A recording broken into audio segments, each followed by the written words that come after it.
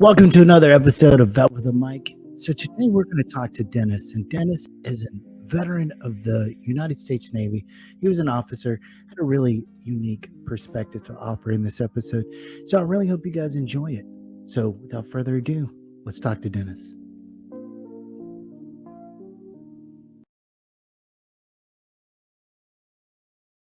Some folks are like you and some that just won't.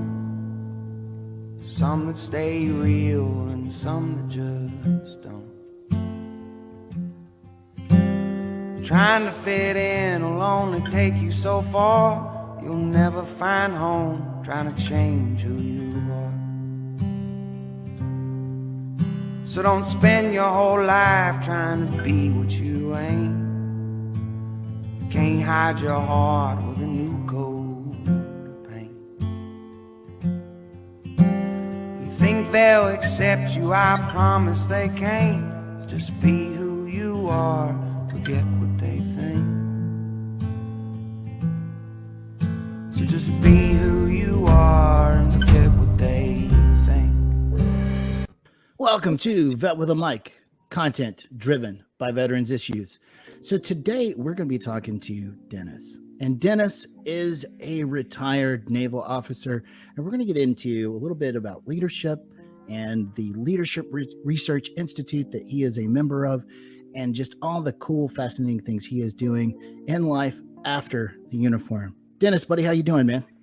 I'm great. I really appreciate you having me on here. I've been looking forward to this conversation for a while. And the pleasure is all mine, I assure you. It's not often that we get you highbrow types from the officer ranks to come elbow amongst us lower enlisted types. Yeah. Well, it matters. And because, veterans, it doesn't matter what your rank was. All of us, threw up our right hand and said, yeah, you know what, I'm going to commit myself to something bigger than myself and do the work. Yeah, I am largely just poking fun at, there's always going to be a little bit of officer envy that happens out in the enlisted rank personnel, that. Yep. So let's talk a little bit about your work that you're doing right now, because I find it really interesting. The Leadership Research Institute has been around for a while, since 1980, I think I saw. Yep, 1980. Yep, and we've been doing corporate leadership work, one-on-one executive leadership, personal leadership, and team effectiveness work. Our mission is to transform leaders to transform the world. And because if you can create an environment where not only the leader succeeds, but every part of the team and the organization succeeds, then you, in one small way, are going to transform the world. Yeah. There's a lot of powerful things that can happen with just incremental change, right? And whenever you're interacting with people, you never know what forces that's going to have in other people's lives, right? As that's kind of what you're speaking to, is which we talk a lot about here, is veterans are the greatest resource that our veteran community has. We're only about 7 or 8% of the US population, but just by proximity, me knowing you and you knowing me now, there are tons of things that we can get done because of the force multiplying and synergistic effects that social relationships can have with people. So let's talk a little bit about those social relationships, because you have done a lot of work with I guess training people. So let's talk about your coaching endeavors. How does that work for us people who are not in the know? Well, coaching in and of itself is about unlocking human performance. And where do you start? Well, you got to start with the person, right? And at the end of the day, coaching is like three things. Three things. Where am I at right now? Where do I want to go? And what's in the way? What are the barriers and obstacles that exist? And what support requirements do I need to get me to where I want to go? But very often what happens is, this thing called life gets in the way, and we don't spend enough time in the reflective space. Mm. Say, this is what I want. This is why I want it. And this is, in terms of what I want, this is what it looks like. This is what it feels like. And this is how I'm going to feel when I get there. Mm. That way you have that target, right? For military men and women, we're really good at needing a target, right? But if you don't take the time to identify that, you're either going to be shooting at a target that you're hitting but don't know it, or missing and don't know it. So spending the time to identify that, but also where are you at right now? And identifying what really, really matters. And when you think about what really matters, it's three things. I'm starting to detect that there's a pattern here. Yeah, there's a pattern, right? What do I value? What do I need in my life to enable me to be the best version of myself? Right? What am I trying to solve for right now? Right? What are the priorities? And finally, what are the expectations? And what do I expect of myself and the people around me?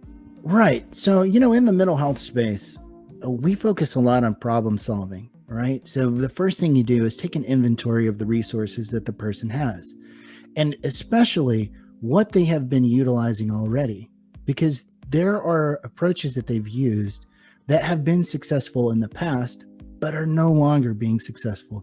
So you got to unpack those things with the people, because they may not be completely aware of how they took a successful strategy from a previous interaction and they're trying to apply it, but they don't have the awareness at the moment to realize that that strategy is not going to fit, again, to your point, to the situation.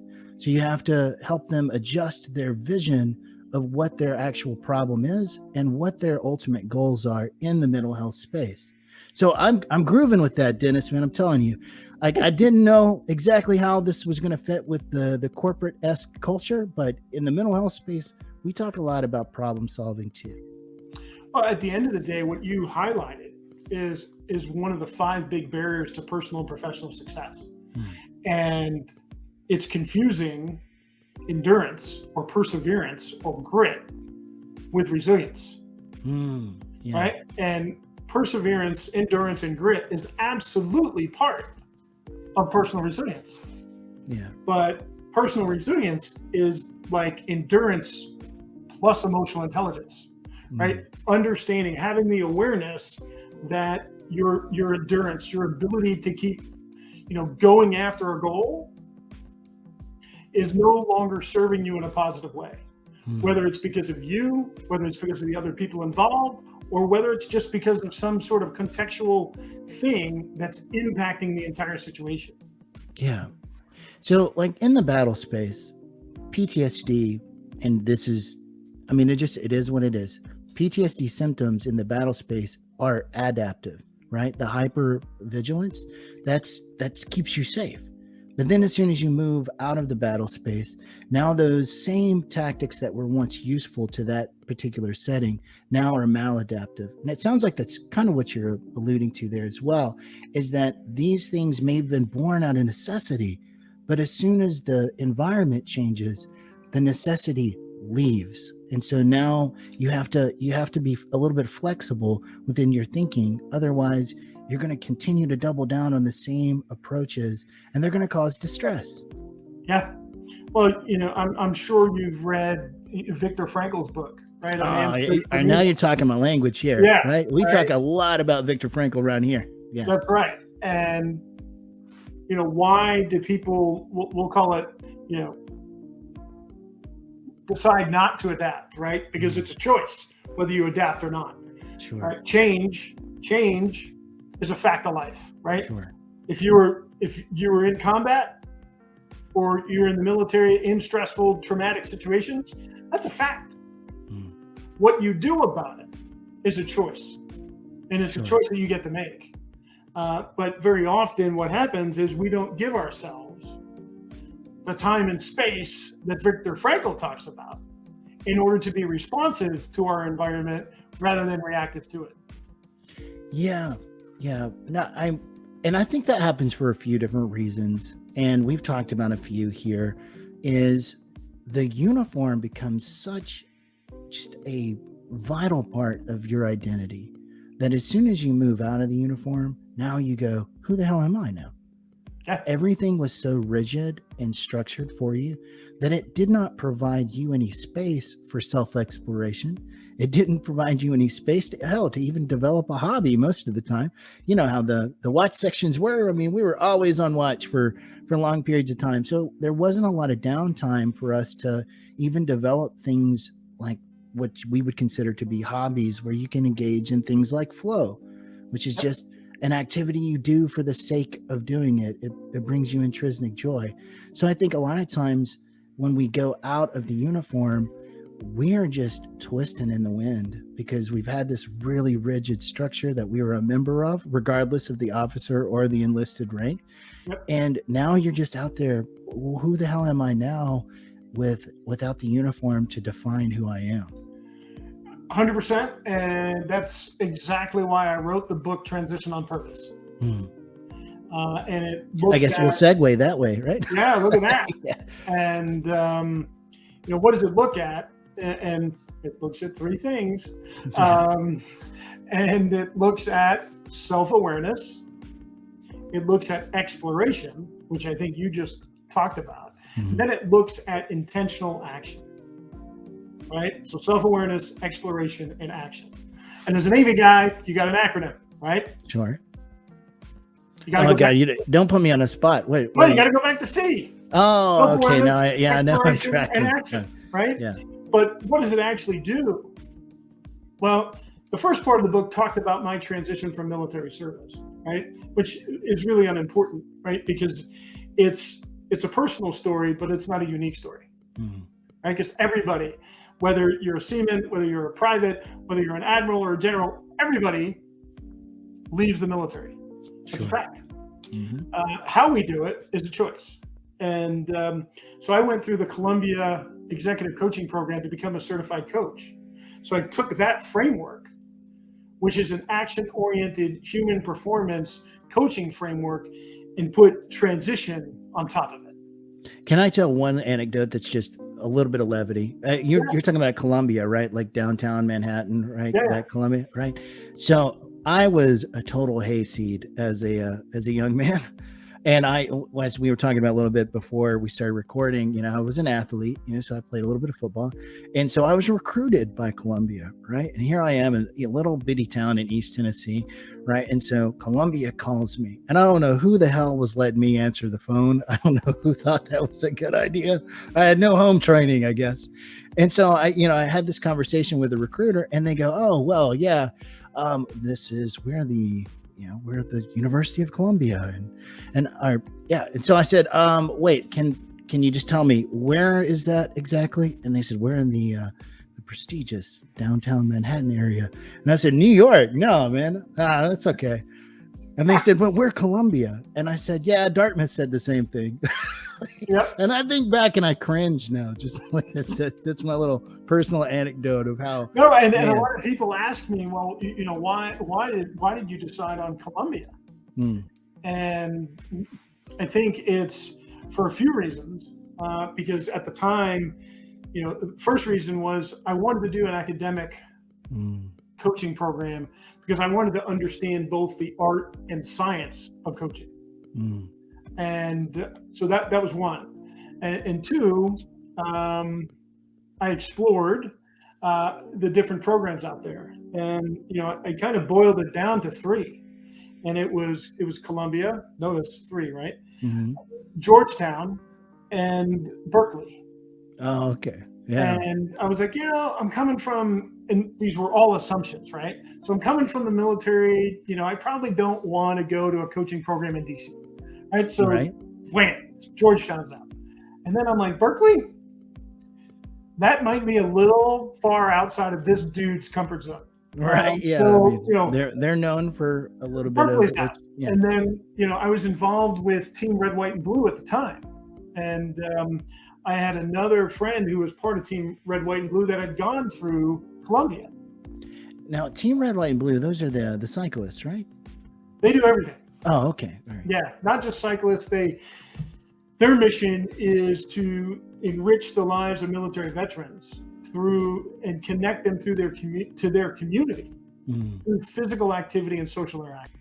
Oh, okay. So yeah, the group that I had contact with, they were cyclers. So that must have been their particular niche that they were using. Exactly. But I didn't mean to move you off your mark there about the little Columbia story. But I just always, I love it. And I always think it's so funny. Yeah. So then I had a veteran, an Army veteran that had gone through Columbia, and he recommended it. So I was like, done, let's go. And and that's part of, I think the great part of the military veteran community is the connection, because of the shared values, the shared experiences, and the shared expectations. Yeah, like I said, I think that the number one resource available to veterans are other veterans, our social capital that we have, because there's just so much, there's so many connections, like you just unpacked there, that we often don't take advantage of to the full extent.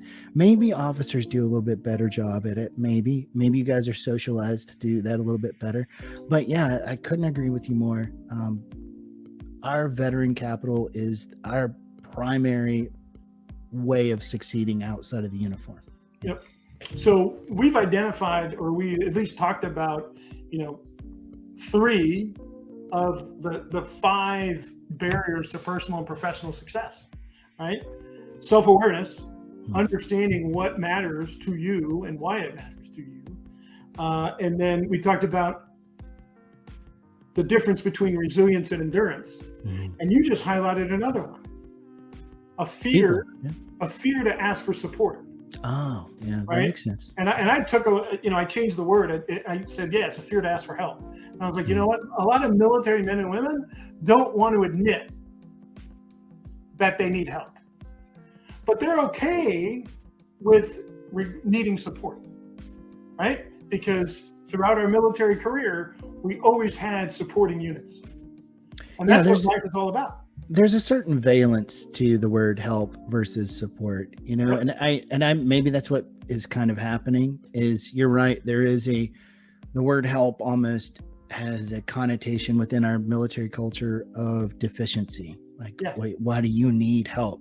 Right. But support, like we're all one team, one fight is the mentality. Yeah. Huge fan of, and you said you were a football player, right? I was a football player in high school. I was a lacrosse player and a rugby player in college. And based on life experience, I can absolutely say that life is a contact sport, right? Okay, yeah. We are going to get knocked down. But at the same time, my experiences in those sports and my experience in the military, both going through a service academy and then 20 years of active service, life is also a team sport. Sure. And I think there's that African proverb, right? If you want to go fast, do it alone. If you want to go far, do it with others. Yeah. So let's unpack this word self-awareness to you, right? Because to me, that's a tricky bit, right? Because awareness often in the mental health space is something that you strive for within the therapeutic alliance, because it is really difficult to see holes in your thinking at times.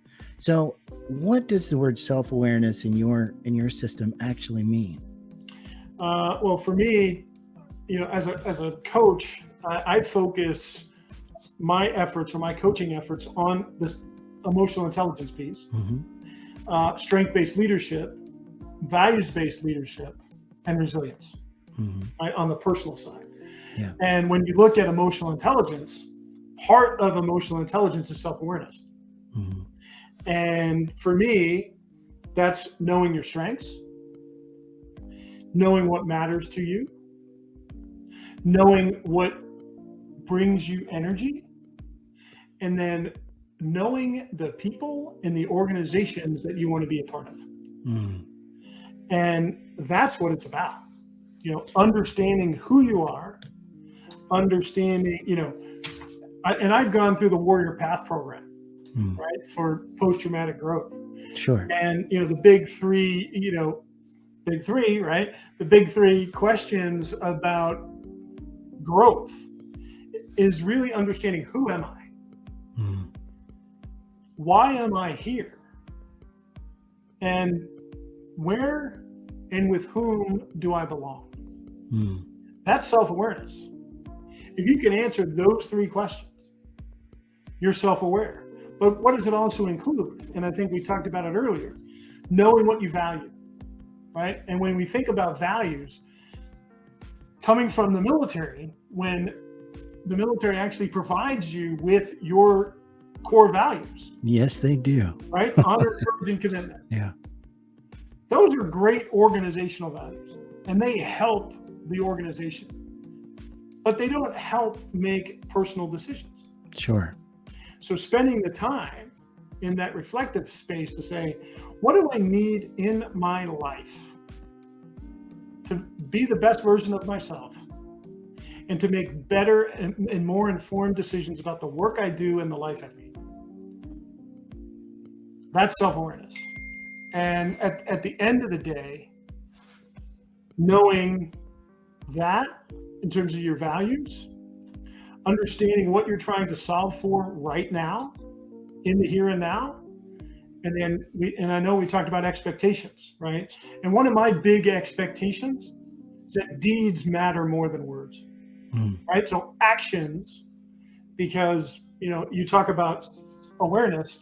Some awareness comes from self-assessments, and you know that in the mental health space. Sure. Right. And they've got that, I recommend all of the clients that I get to work with to take that, VIA character survey. Mm-hmm. And what does VIA stand for? Values in action. Mm-hmm. It's about what you do. It's not about what you say you're going to do. Right. And then the other part of the emotional intelligence arena is the self-management piece, and understanding how to prioritize your energy, your attention, and your effort, but also setting the right boundaries to allow you the time and space you need to be the best version of yourself. Sure.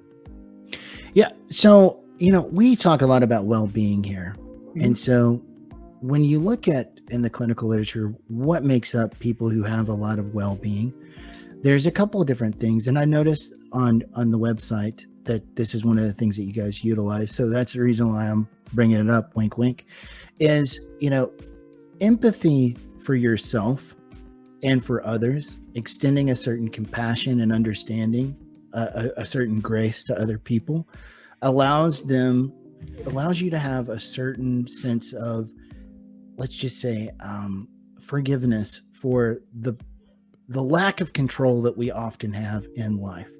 And so that just frees you of this unrealistic expectations about some future outcome, right? Those words like must, those words like should are really pernicious little buggers, because they set an expectation on to an outcome that may not be realistic. Mm-hmm. And so whenever you change that valence from I must or this should happen to I would prefer this happen, whenever a person doesn't perform an action in the way in which you would expect, it gives them a little bit of slack. It cuts them some slack.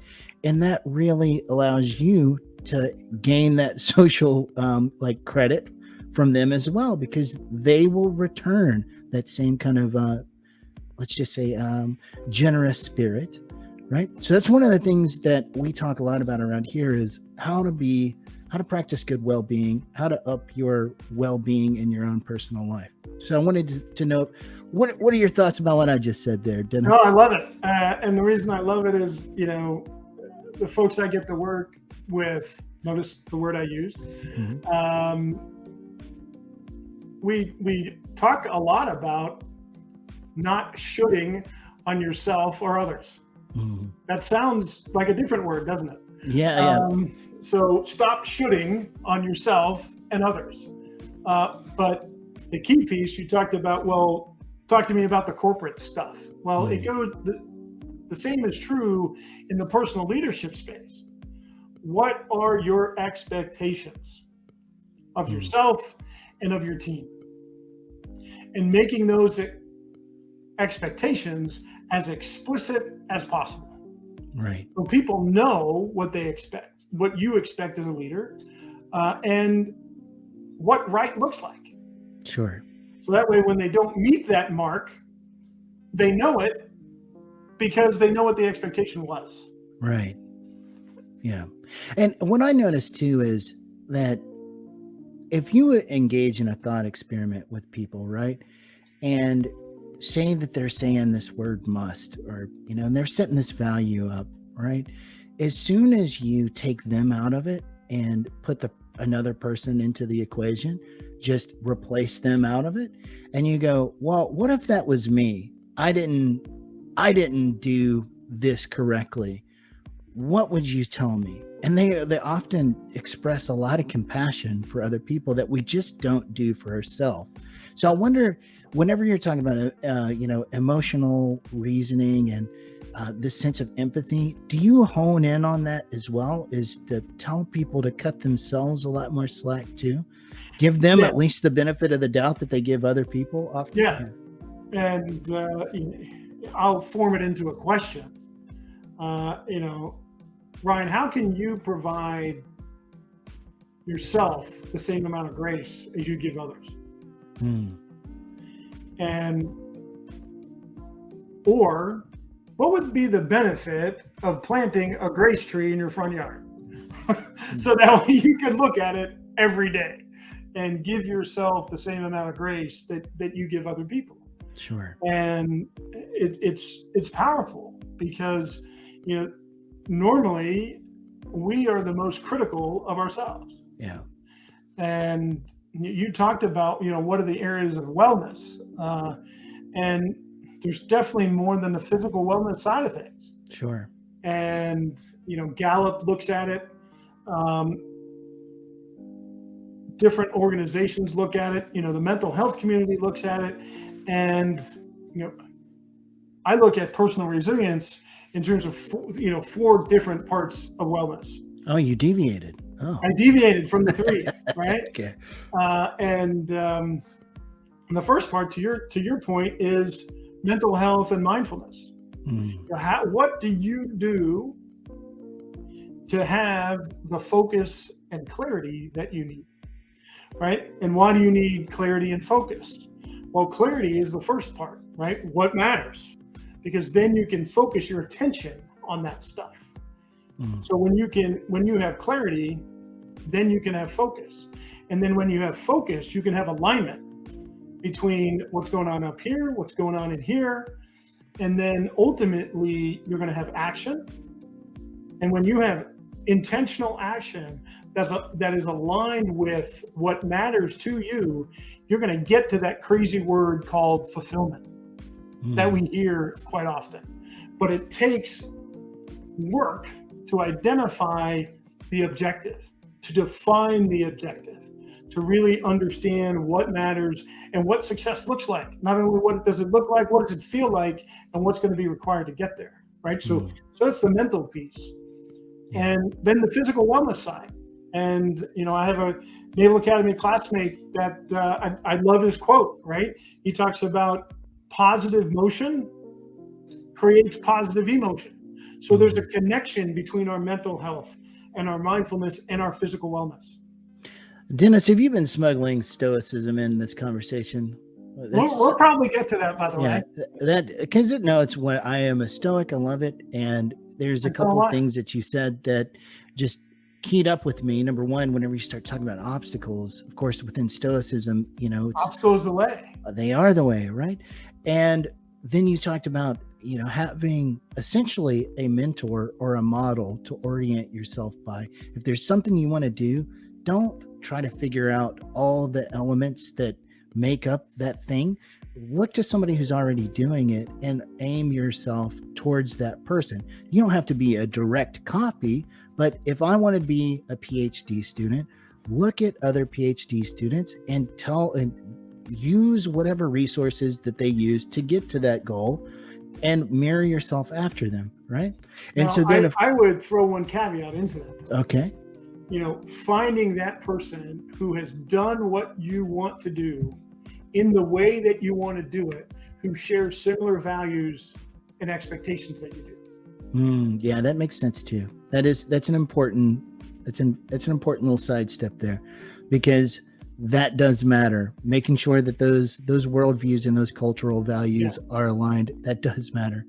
Yeah, but the last thing essentially too is men are not necessarily disturbed by the things that happen in their life, but their appraisal of them, their view of them, right? And that's something that we talk about, at least tangentially, a lot here. Is it's a theme that we circle a lot about, is how you view things really do matter in how you perceive your life. Yep. So if you see a particular setback as devastating, you will adjust as it devastating. But if you see it as an opportunity to get better, or to double down and prove that you have the grit or the toughness or the resiliency, whatever particular word there fits your system, then you will not feel as existentially threatened by that setback. You will feel a certain self-efficacy that you have what it takes to meet the environmental demand. And we talk a lot about self-efficacy around here. Yeah. So it's interesting. I don't know if I'm assuming that you've taken the Gallup Strength Finder. I haven't. No. Well, you know what? Let's figure out some time to do that. Okay. Self-assurance or confidence is my number 10 strength.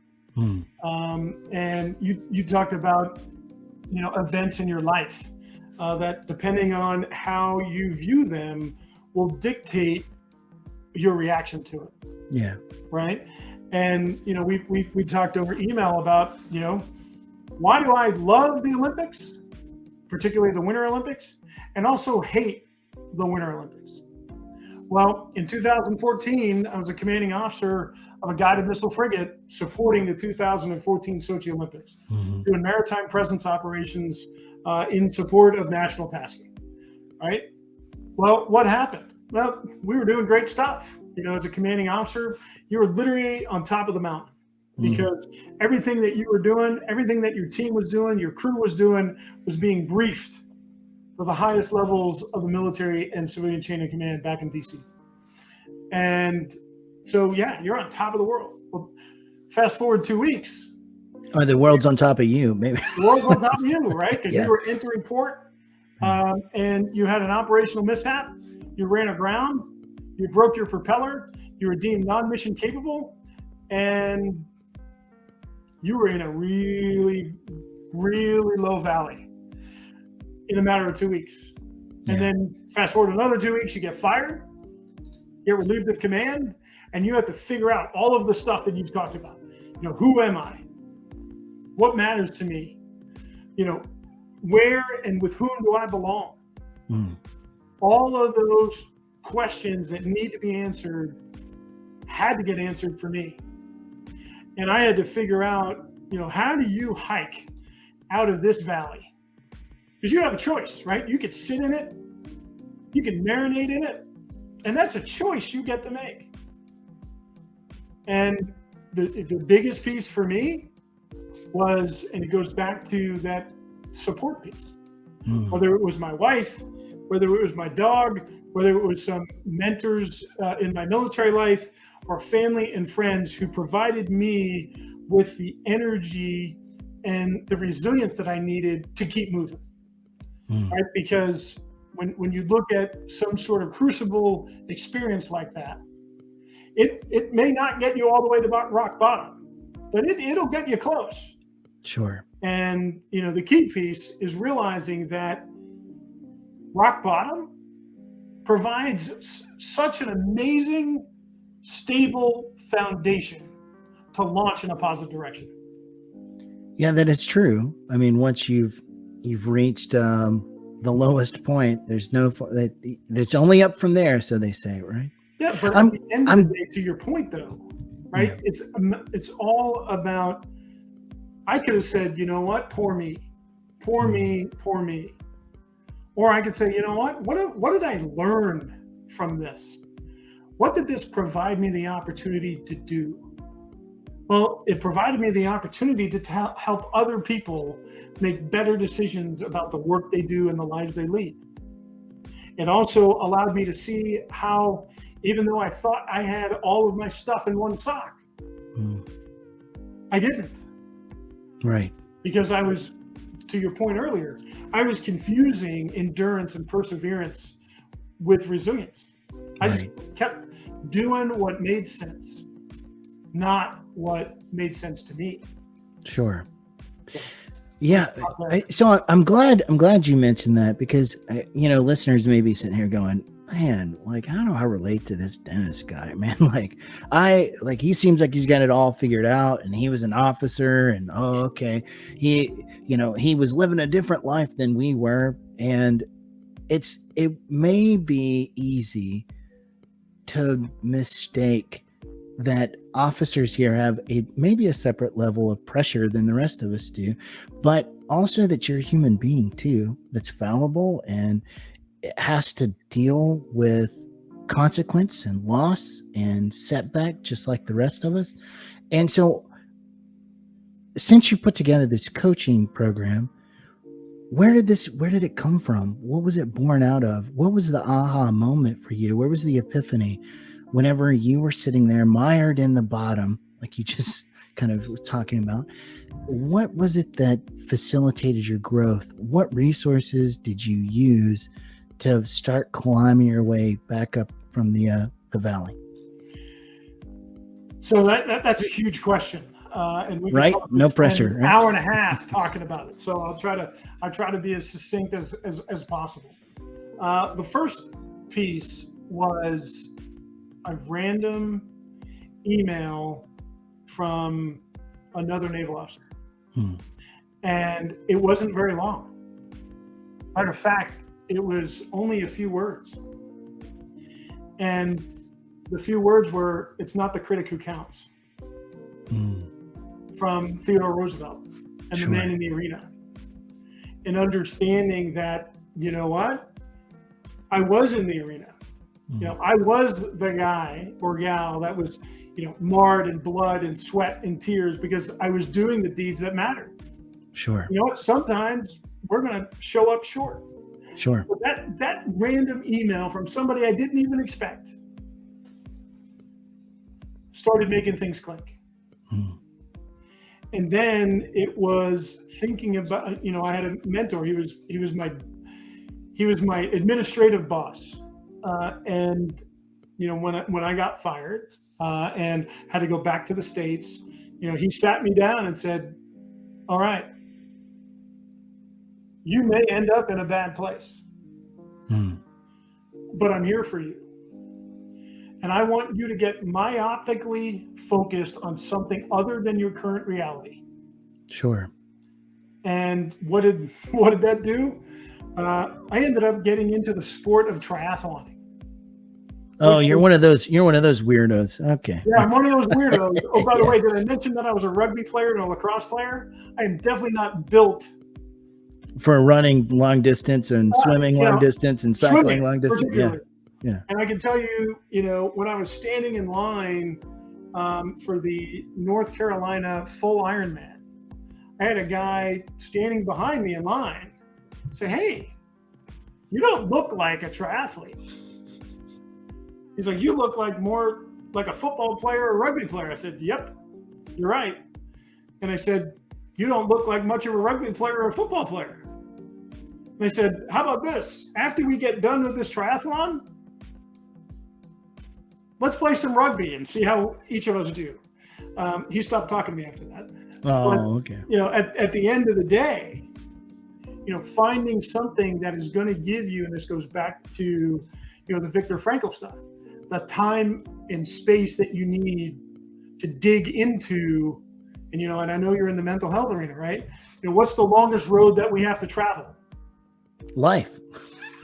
Right here. Yeah. Oh, right? Okay. Yeah. Connecting our head and our heart.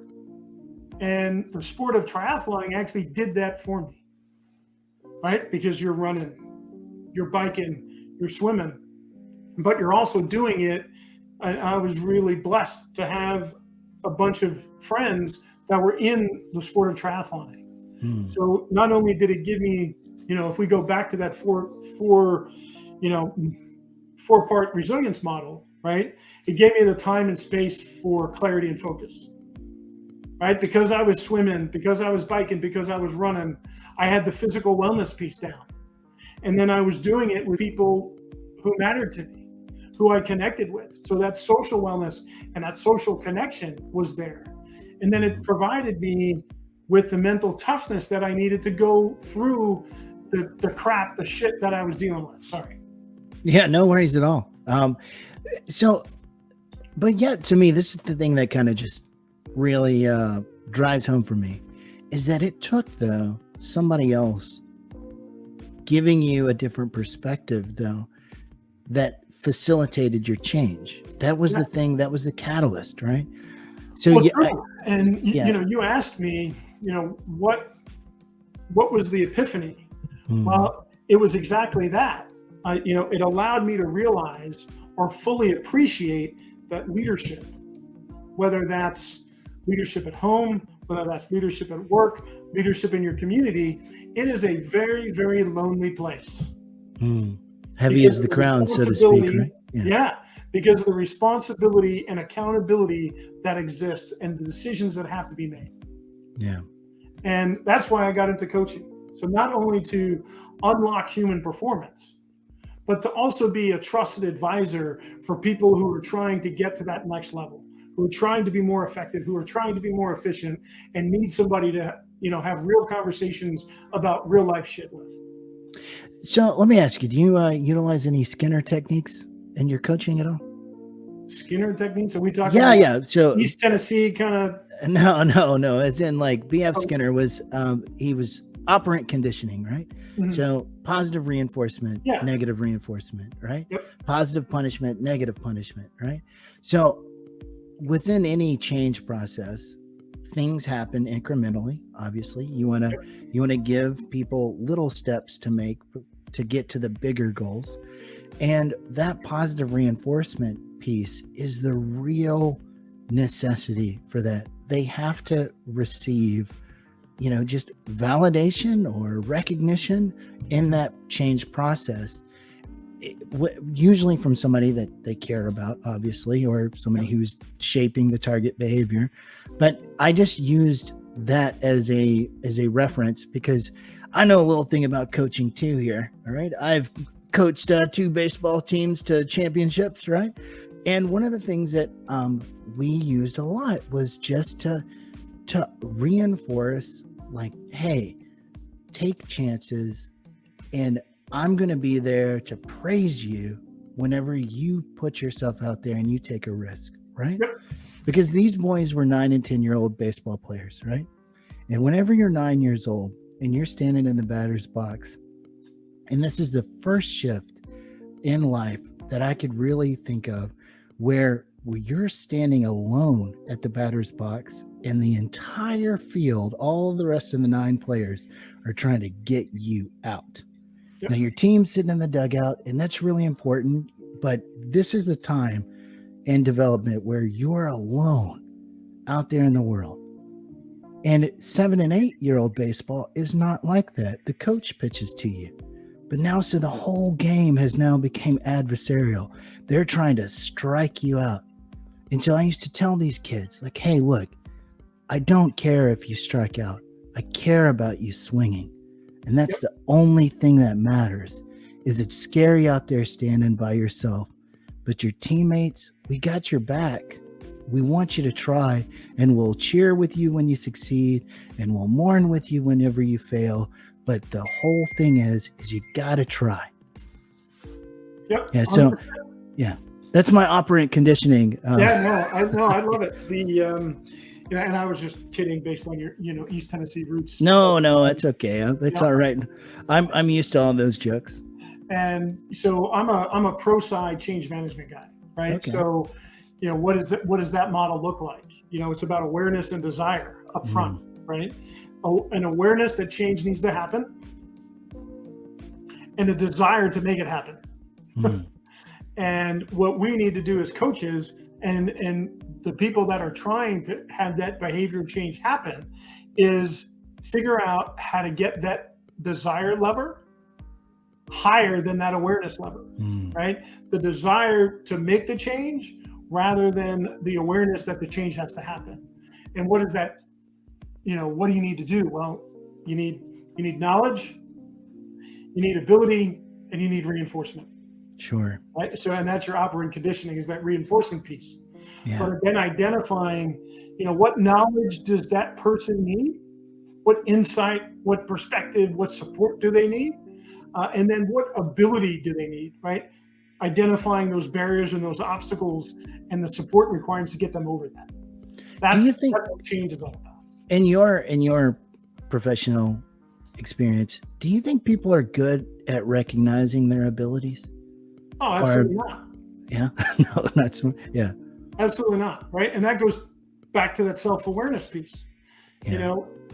And I've been working with developing talent programs, emerging leader programs, transitioning veteran programs, and they may be aware of it, but they don't want to admit it, right? Because they think, it's egotistical to say, yeah, you know what, I'm good at this. Right, yeah. But at the end of the day, when you think about, because particularly for our veteran community, we want to do purposeful work, right? Sure. We raised our right hand to do some cool stuff around the world, and now I'm back sitting in wherever you are, right? Right. Whether it's Nashville or up here in New Hampshire. And I want to do purposeful work. But the only way to do purposeful work is to know what you're really good at, right? To really know what your areas of genius are. And then know what brings me energy, right? Because we may be good at stuff. There's probably a ton of things that you're really, really good at, but you loathe doing. Yeah, well, yeah, it was probably the uniform. Right?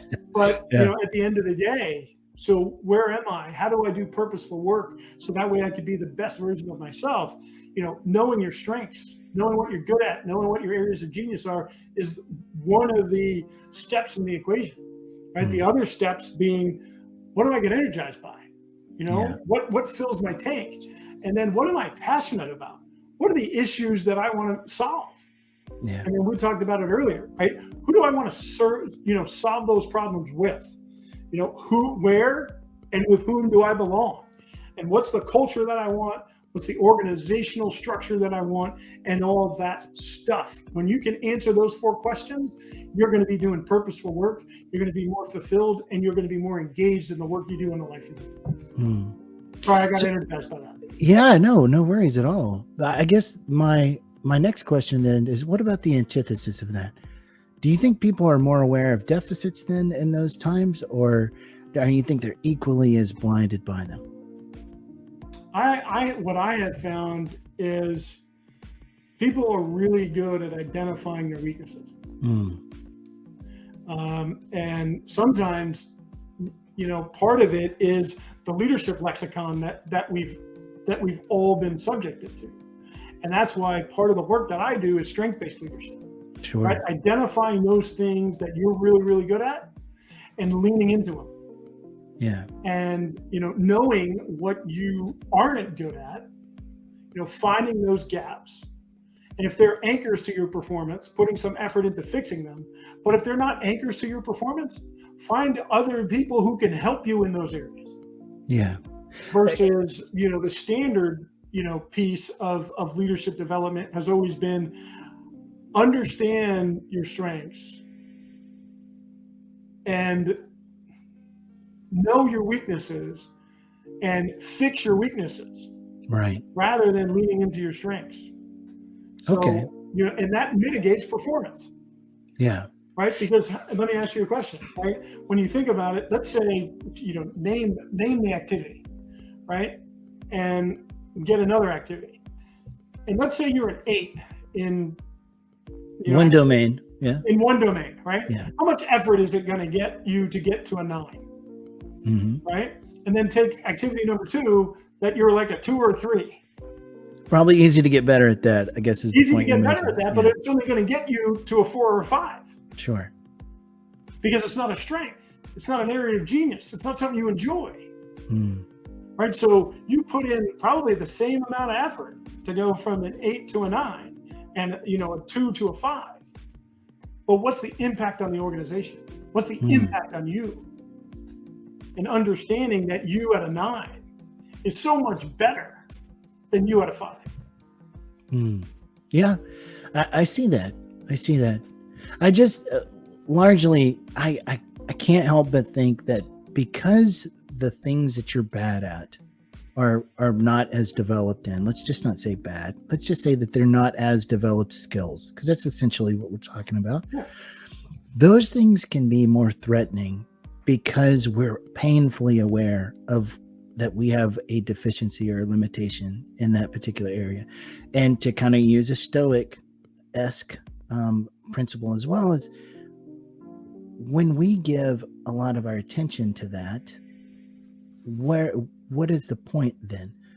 As you were just kind of saying, is it worth obsessing over that you're a 2 in this particular skill domain, instead of just working hard to develop that more successful skill domain from 8 to a 9? But we're evolutionarily kind of programmed to attend to the negative more than the positive. 100%. Because at one point, and evolutionarily speaking, the negative is threatening, and so we have to give our awareness and our attention to the negative, because those are the things that we feel like can hurt us. Right. But taking the time to say, okay, this is a developmental area, and knowing what the impacts are. Yeah. Right. And that's why I love utilizing the Gallup Strength Finder, right? Sure. Because it takes our strengths and then it puts it into 4 domains, right? An execution domain, an influencing domain, a relationship building domain, and a strategic thinking domain. And if you take my top 10 strengths, I only have 1 in strategic thinking, right? It's in analytical stuff, right? Being able to be objective. But I've got 4 in relationship building, I've got 2 in influencing, and I've got 3 in execution, right? So I could build teams and I can get stuff done. But you know what? I may not be able to think big thoughts. Well, yeah. So like that was kind of my problem within the military hierarchy. I was what we consider more as a global or conceptual thinker. I was not a detail or localized thinker. And that is not as useful in the military, because we want the attention to detail. We want those type of localized thinkers because they're task oriented, versus global thinkers are more innovators. I mean, the military doesn't need much innovation, right? I mean, they do, but they're not receptive to it. Yeah. For a long time. Yeah, no, they do. They do, but it's not as receptive to that idea. Yeah. But to your point earlier about, needing friends, that's why I spend time with people who think big thoughts and force me to think differently and provide me with an opportunity to say, hey, have you thought about this? Have you looked at it this way?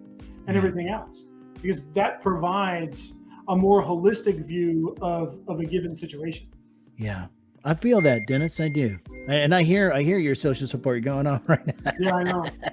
Well, and I apologize for that, because we've been dealing with some aging dog issues. No, I'm just giving you hell, man.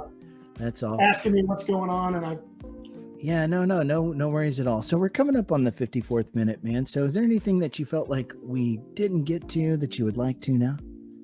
You know what? I think we unpacked a lot of stuff. Didn't we though? It was a fruitful conversation. Yeah. And at the end of the day, we as leaders always have a choice to make.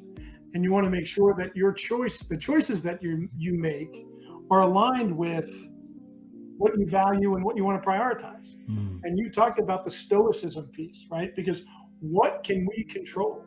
Well, we can actually control a lot more than we think, right? Because we can control our actions. Sure. We can control our effort.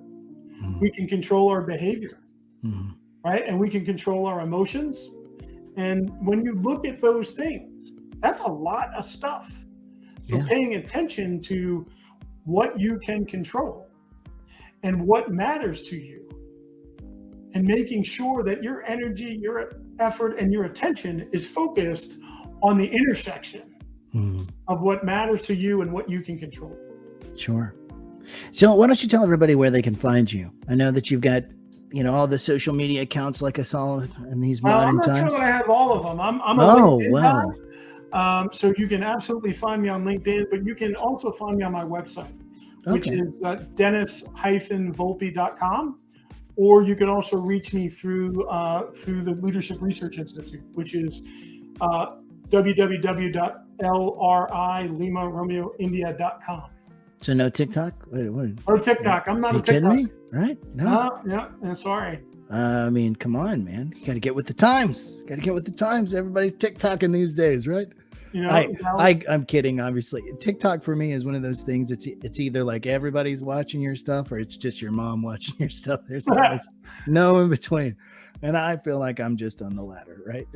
So if you've enjoyed this conversation with Dennis today, because I know I have, do us a favor and spread the good word about the awesome conversations we're having here at vetwithamic.com.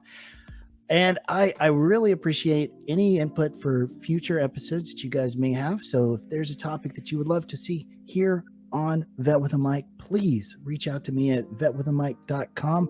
That's Ryan at vetwithamic.com, or you can hit me up on all those social media platforms that we just joked about. But as always, however life finds you, hope life finds you well. Till next time.